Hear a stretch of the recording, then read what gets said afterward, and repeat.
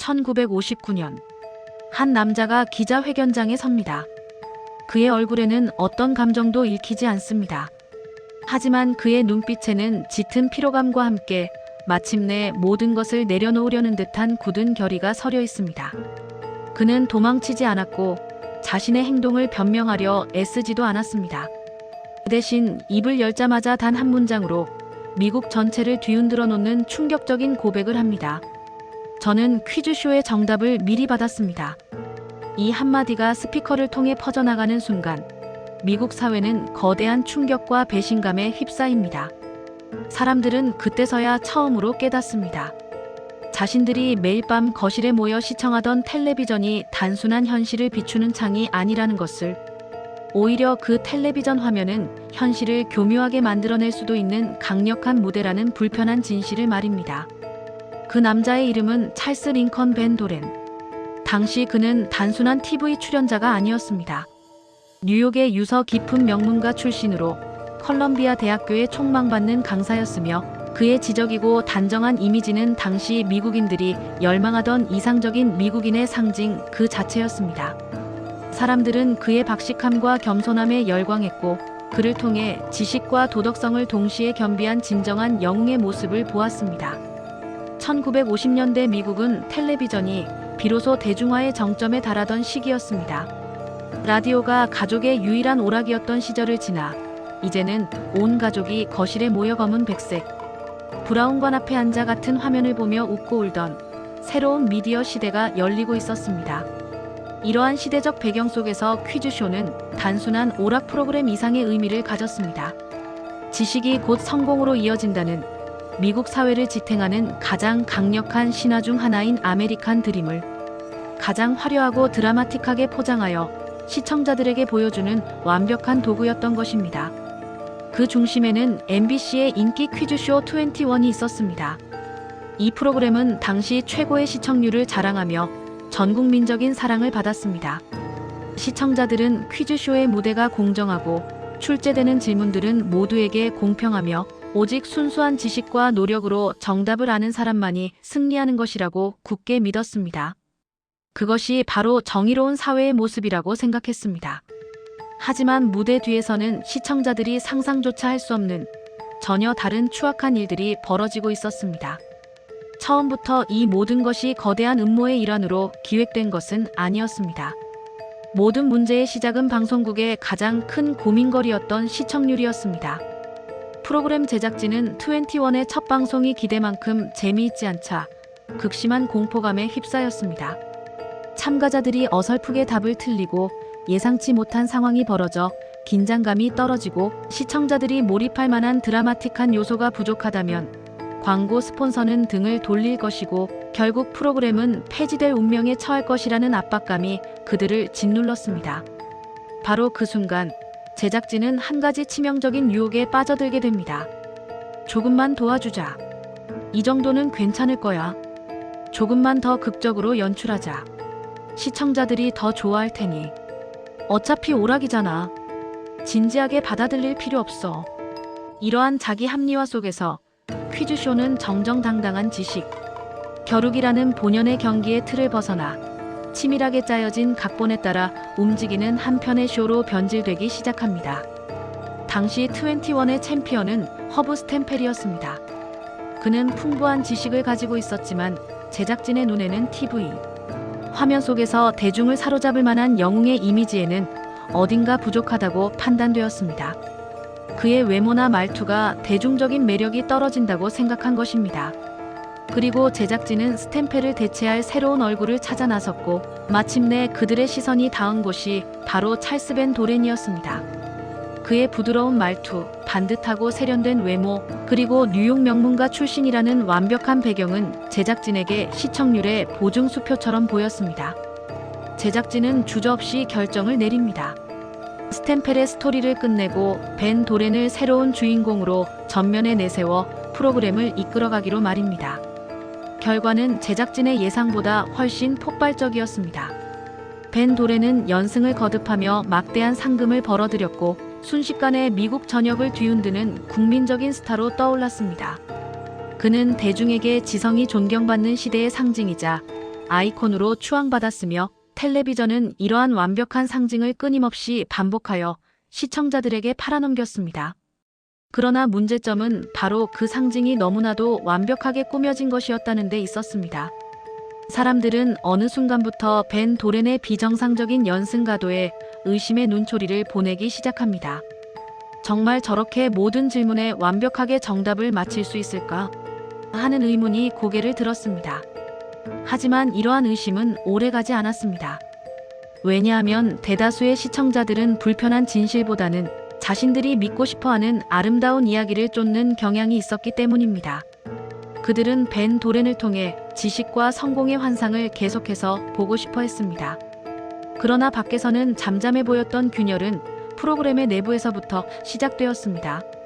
과거 챔피언이었던 허브 스탬펠이 용기를 내어 제작진의 부정을 폭로하기 시작합니다. 저 프로그램은 조작이다.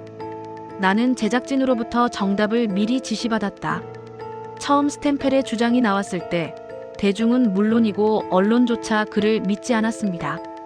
그의 주장을 뒷받침할 만한 확실한 증거가 없었기 때문입니다. 오히려 벤 도렌은 대중 앞에 나서서 이렇게 말했습니다. 사람들이 퀴즈쇼의 순수성을 믿지 않는다니 참으로 안타깝고 어리석은 일입니다.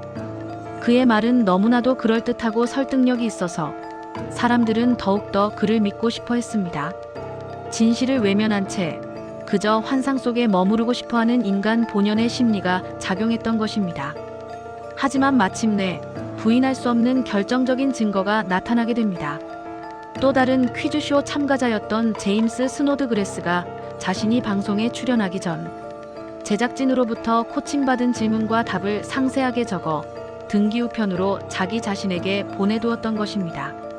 봉인된 편지에는 발송 날짜가 정확히 찍혀 있었고 그 안에는 조작의 증거가 고스란히 담겨 있었습니다. 이것은 단순한 누군가의 기억이 아니라 명백하고 강력한 물증이었습니다. 이 증거가 공개되자 대중의 의심은 순식간에 확고한 폭로로 바뀌었습니다. 그리고 이 폭로는 뉴욕 검찰의 수사를 촉발시켰고 대배심이 소집되었으며 급기야 미국 의회까지 움직이는 거대한 사회적 파장으로 이어졌습니다. 국가적인 스캔들로 비화된 것입니다. 이때 벤 도렌은 대중의 시선에서 홀연히 사라집니다. 의회의 소환 요청을 피하려는 듯 잠적해버린 것입니다. 그리고 그의 잠적은 미국 사회를 더욱 불안과 혼란에 빠뜨렸습니다. 그가 대중 앞에서 사라지는 순간 사람들은 직감적으로 확신했습니다. 분명 무언가 숨기고 있는 것이 있다고. 그가 결백하다면 도망칠 이유가 없다는 판단이 대중의 마음속에 확고히 자리 잡았습니다. 그리고 마침내 1959년 벤 도렌은 더 이상 숨을 곳이 없다는 것을 깨닫고 대중 앞에 모습을 드러냅니다. 장소는 워싱턴 D.C.의 의회 청문회장. 전 국민이 텔레비전을 통해 이 역사적인 순간을 생중계로 지켜보는 가운데 그는 고개를 숙인 채 모든 것을 고백합니다. 21쇼가 조작되었고 자신 또한 제작진으로부터 정답을 미리 받았다는 사실을 말입니다. 미국이 이 고백에 그토록 큰 충격을 받은 이유는 단순히 한 개인이 거짓말을 했다는 사실 때문이 아니었습니다. 그보다 훨씬 더 크고 본질적인 공포는 이것이었습니다. 바로 국민 모두가 동시에 보고 믿는 텔레비전 속 현실이라는 것이 누군가의 은밀한 손에 의해 조작될 수 있다는 사실. 그리고 그 조작된 현실이 진실로 둔갑하여 대중을 기만할 수 있다는 무서운 가능성이었습니다. 벤 도렌의 고백이 있은 그날 이후 전국을 뜨겁게 달구던 퀴즈쇼 프로그램들은 줄줄이 폐지되거나 막대한 시청률 하락을 겪었습니다. 이 사건을 계기로 방송 콘텐츠에 대한 규제의 필요성이 강력하게 대두되었고 텔레비전 방송은 이제 공정성이라는 핵심 가치를 법과 시스템으로 철저히 증명해야만 하는 새로운 시대에 들어서게 됩니다. 그리고 찰스 벤 도렌은 모든 것을 잃었습니다. 그는 MBC 방송국에서 해고되었고 존경받던 컬럼비아 대학교의 강사직에서도 물러나야 했습니다. 한때 미국의 영웅이었던 그는 하루아침에 모든 명예와 지위를 잃고 이후 조용히 편집자와 작가로 살아갑니다. 그는 이 사건 이후 오랫동안 대중 앞에서 침묵을 지켰습니다. 마치 그날의 충격적인 고백이 그의 남은 평생을 속죄하는 벌이 된 것처럼 말입니다. 이 사건은 오늘날에도 우리에게 여러 가지 질문을 남깁니다. 벤 도렌은 과연 단순한 기회주의적인 사기꾼이었을까요? 아니면 시청률에 눈먼 방송 제작진의 욕망과 대중의 환상이 만들어낸 완벽한 상징이었을까요? 더 근본적이고 불편한 질문은 이것입니다. 퀴즈쇼를 시청했던 수많은 사람들은 과연 제작진과 벤 도렌에게 일방적으로 속았던 것일까요? 아니면 자신들이 보고 싶어하는 이야기를 위해 어느 정도는 진실을 외면한 채 속아주고 싶었던 걸까요? 1959년 찰스 벤 도렌의 충격적인 고백은 미국 사회가 텔레비전을 순수하게 믿고 의지하던 낭만적인 시대를 종말시켰습니다. 그리고 아이러니하게도 우리는 지금도 여전히 그날 이후에 같은 미디어 환경 속에 살고 있습니다. 오늘날 화면 속에서 펼쳐지는 수많은 이야기들, 우리가 진짜라고 믿는 것들은 과연 누가, 어떤 의도로 만들어내는 것일까요? 한국 사회에서 찰스 벤 도렌 스캔들이 1950년대 미국과 같은 방식으로 터졌다면 아마 그 파장은 더욱 크고 복합적이었을 것입니다. 한국 사회는 공정성이라는 가치에 대한 민감도가 매우 높습니다. 특히 교육과 경쟁이 삶의 중요한 부분을 차지하는 문화권에서 퀴즈쇼와 같은 지식, 겨루기 프로그램의 조작은 단순한 오락 프로그램의 문제가 아닌 사회 전체의 근간을 흔드는 심각한 범죄로 인식되었을 것입니다. 벤 도렌과 같은 명문가 출신의 지식인이 부정한 방법으로 성공을 쟁취했다는 사실은 대중에게 엄청난 배신감과 함께 깊은 분노를 불러일으켰을 것입니다. 그의 지적인 이미지가 사실은 조작된 것이었다는 폭로는 순수하게 노력하고 실력을 쌓아 성공하려는 많은 이들에게 좌절감을 안겨주었을 것이며, 이는 우리 사회의 뿌리 깊은 금수저 마이너스 흑수저 논란과 맞물려 기회 불균등에 대한 인식으로 확산되었을 것입니다. 즉, 애초에 성공의 출발선이 달랐던 인물이 부정행위까지 저질렀다는 사실은 그렇지 못한 사람들에게 더욱 깊은 박탈감을 안겨주었을 것입니다. 또한 한국 사회에서 미디어는 언제나 강력한 영향력을 행사해왔습니다. 벤 도렌 스캔들은 미디어가 시청자를 얼마나 쉽게 기만하고 여론을 조작할 수 있는지를 극명하게 보여주는 사례로 활용되었을 것입니다. 이는 언론의 책임과 윤리에 대한 광범위한 논의를 촉발하고 미디어에 대한 비판적인 시각을 강화하는 중요한 계기가 되었을 것입니다. 어쩌면 이 사건은 한국 미디어 환경의 투명성을 요구하는 대대적인 시민 운동으로 이어졌을지도 모릅니다. 능력주의에 대한 근본적인 질문도 제기되었을 것입니다. 벤 도렌의 사례는 겉으로 보이는 능력이 진정한 실력이 아닐 수 있으며 성공이 오로지 노력과 재능만으로 결정되는 것이 아니라는 불편한 진실을 드러냈습니다. 이는 한국 사회에서 오랫동안 이어져온 능력주의의 한계와 그로 인한 부작용에 대한 깊이 있는 성찰을 촉발했을 것입니다. 과연 우리는 진정으로 공정한 능력주의 사회에 살고 있는가? 아니면 특권층에게 유리하게 조작된 무대 위에 서 있는 것은 아닌가 하는 질문을 던지게 만들었을 것입니다. 과거 한국에서도 입시 비리, 스포츠 경기 조작, 오디션 프로그램, 순위 조작 등 공정성을 훼손하는 수많은 유사 스캔들이 사회적 논란을 일으켰던 경험이 있습니다. 벤 도렌 스캔들은 이러한 과거 사례들과 비교되며 한국 사회에 만연한 공정성 문제에 대한 지속적인 관심을 환기시키는 중요한 계기가 되었을 것입니다. 결론적으로 찰스 벤 도렌 스캔들은 단순한 퀴즈쇼 조작을 넘어 사회 전체의 신뢰와 가치, 그리고 미디어의 역할에 대한 깊은 질문을 던진 사건으로 기억됩니다. 그 질문은 오늘날 우리가 살아가는 이 미디어 과잉 시대에도 여전히 유효합니다.